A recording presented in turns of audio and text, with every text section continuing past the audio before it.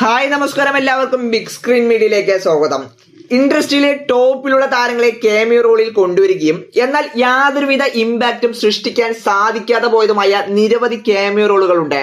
നമ്മൾ ഇന്ന് ഈ വീഡിയോയിൽ നോക്കാനായിട്ട് പോകുന്നത് സൗത്ത് ഇന്ത്യൻ സിനിമകളിലെ 5 വേസ്റ്റ് ക്യാമിയോ റോളുകൾ ഏതൊക്കെയെന്നാണ്. ക്യാമിയോ റോളുകൾ പലപ്പോഴും സിനിമയിൽ വലിയ ഇമ്പാക്റ്റ് സൃഷ്ടിക്കാറുണ്ട്. ഒട്ടും പ്രതീക്ഷിക്കാത്ത നേരത്തെ ക്യാമിയോ റോളിൽ എത്തുകയും നമ്മളെ ഞെട്ടിപ്പിക്കുകയും ചെയ്ത ഒരുപാട് സിനിമകളുണ്ട്.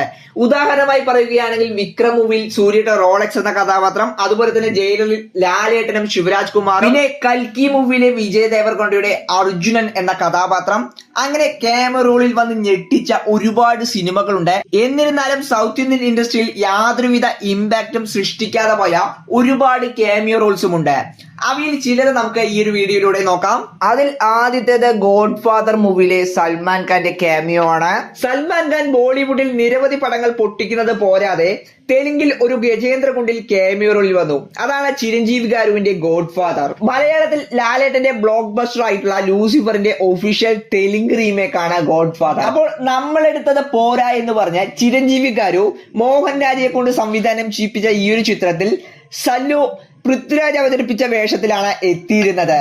എന്നാൽ യാതൊരുവിധ ഇമ്പാക്റ്റും ഉണ്ടാക്കിയില്ല എന്ന് മാത്രമല്ല, സൽമാൻ ഖാന്റെ കരിയറിലെ ഒരു കോമാളി ക്യാമിയോ റോൾ ആയിട്ട് മാറി ഗോഡ് ഫാദർ മൂവിയിലെ സൽമാൻ ഖാൻ അവതരിപ്പിച്ച മസൂം ബായ്. ഇനി രണ്ടാമത്തത് ഏജന്റ് മൂവിയിലെ മമ്മൂക്കയുടെ ക്യാമിയോ റോളാണ്. മമ്മൂക്ക തെലുങ്കിൽ ക്യാമിയോ റോളിൽ എത്തുന്നു എന്നത് തന്നെ സിനിമയ്ക്ക് അത്യാവശ്യം ഹൈപ്പ് ഉണ്ടായിരുന്നു. തെലുങ്കിലെ സൂപ്പർ താരമായ നാഗാർജുനയുടെ മകനായ അഖിൽ അക്കിനേനിയാണ് ഈ ഒരു ചിത്രത്തിൽ നായകനായി എത്തിയിരുന്നത്. വലിയ ബഡ്ജറ്റിലെത്തിയ ഈ ഒരു ചിത്രം എന്നാൽ 8 നിലയിൽ പൊട്ടി. മമ്മൂക്കയുടെ ഈ ഒരു ക്യാമിയോ റോൾ യാതൊരുവിധ ഇമ്പാക്റ്റും ഉണ്ടാക്കിയില്ല എന്ന് മാത്രമല്ല, മമ്മൂക്കയുടെ കരിയറിലെ തന്നെ വേസ്റ്റ് ക്യാമിയോ റോളുകളിൽ ഒന്നായിട്ട് മാറിയത്. ഇനി അടുത്തത് കണ്ണപ്പ മൂവിയിലെ ലാലേട്ടൻ, അക്ഷയ് കുമാർ, കാജൽ അഗർവാൾ, പ്രഭാസ് തുടങ്ങിയവരുടെ ക്യാമിയോ റോളുകളാണ്. 2025 തെലുങ്കിലെ സൂപ്പർ താരമായ മോഹൻകുമാറിന്റെ മകനായ വിഷ്ണു മഞ്ജു നായകനായി എത്തിയ ഒരു നെപ്പോ കിഡ് പടം വരുന്നു.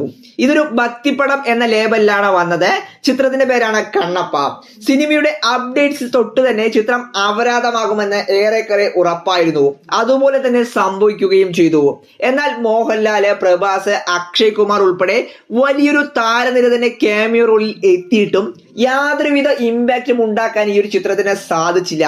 അല്ലെങ്കിലും അപരാധ പടത്തിൽ എന്ത് ഇമ്പാക്റ്റ് ഉണ്ടാക്കാനാണ്? ലാലേട്ടനെ സംബന്ധിച്ച് 2025 എന്ന വർഷം ഒരു മികച്ച വർഷമാണ്. എമ്പുരാൻ, തുടരും, ഹൃദയപൂർവ്വം തുടങ്ങി എല്ലാം മിന്നിച്ച ലാലേട്ടൻ കണ്ണു തട്ടാതിരിക്കാനാണ് തെലുങ്കിൽ പോയി ഈ ഒരു അപരാധത്തിൽ തലവെച്ചത്. അതുപോലെ തന്നെയാണ് നമ്മുടെ റീമേക്കിലാടിയായിട്ടുള്ള അക്ഷയ് കുമാർ, പ്രഭാസ്, കാജൽ അഗർവാൾ ഇവർക്കൊന്നും യാതൊരുവിധ ഇമ്പാക്റ്റും കണ്ണപ്പ മൂവിയിൽ സൃഷ്ടിക്കാനായിട്ട് സാധിച്ചില്ല. ഇനി അടുത്തത് ലിയോ മൂവിയിലെ അനുരാഗ് കശ്യപ്പും അതുപോലെ തന്നെ ബാബു ആന്റണിയുമാണ്. ലിയോ മൂവി വമ്പൻ ഹിറ്റായി എങ്കിലും യാതൊരുവിധ ഇമ്പാക്റ്റും ഇല്ലാത്ത ക്യാമിയോസ് ആയി പോയി അനുരാഗ് കശ്യപ്പിന്റെയും ബാബു ആന്റണിയുടേതും. അനുരാഗ് ഒരു ഇന്റർവ്യൂവിൽ ലോകേഷിന്റെ പടത്തിൽ മരിക്കുന്ന റോളെങ്കിലും മതി എന്ന് പറഞ്ഞിരുന്നു. ലോകി അതുപോലെ തന്നെ കൊടുക്കുകയും ചെയ്തു. അനുരാഗ് വന്നതും പോയതും അറിഞ്ഞില്ല. യാതൊരുവിധ ഇമ്പാക്റ്റും സൃഷ്ടിക്കാൻ അദ്ദേഹത്തിന്റെ ചിത്രത്തിൽ സാധിച്ചില്ല. അല്ല, അതിന് ഇമ്പാക്ട് സൃഷ്ടിക്കാൻ ചിത്രത്തിൽ എന്തെങ്കിലും വേണ്ടേ? ആകെ വരുന്നത് 1 മിനിറ്റിന് താഴെ മാത്രമാണ്.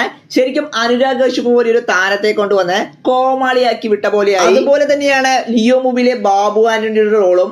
വലിയ ഇമ്പാക്ട് ഉള്ള റോളാണെന്നാണ് വിചാരിച്ചിരുന്നത് എങ്കിൽ പോലും സിനിമ റിലീസായപ്പോൾ സഞ്ജയ് ദത്തിന്റെ കൂടെ വരുന്നു പോകുന്നു എന്നല്ല, യാതൊന്നും അദ്ദേഹത്തിന് ചെയ്യുവാനുണ്ടായിരുന്നില്ല. ഇനി അവസാനത്തേത് കൂലി മൂവിയിലെ അമീർ ഖാന്റെ ക്യാമിയോ റോളാണ്. ബോളിവുഡ് സൂപ്പർ താരത്തെ കൊണ്ടുവന്ന് കാജാ ബീഡി വലിപ്പിച്ചു വിട്ടു ലോകേഷ് കനരാജ്.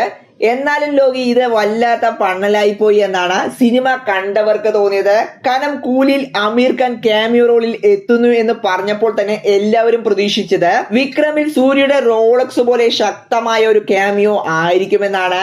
റിലീസ് മുമ്പ് ഇന്റർവ്യൂവിൽ പോലും കഥ പോലും കേൾക്കാതെയാണ് കൂലിയിൽ അഭിനയിച്ചത് എന്ന് അമീർ പറഞ്ഞിരുന്നു. അതെന്തായാലും പിന്നെ സിനിമ പിന്നീട് പുറത്തിറങ്ങിയപ്പോൾ പ്രേക്ഷകർക്ക് മനസ്സിലാവുകയും ചെയ്തു.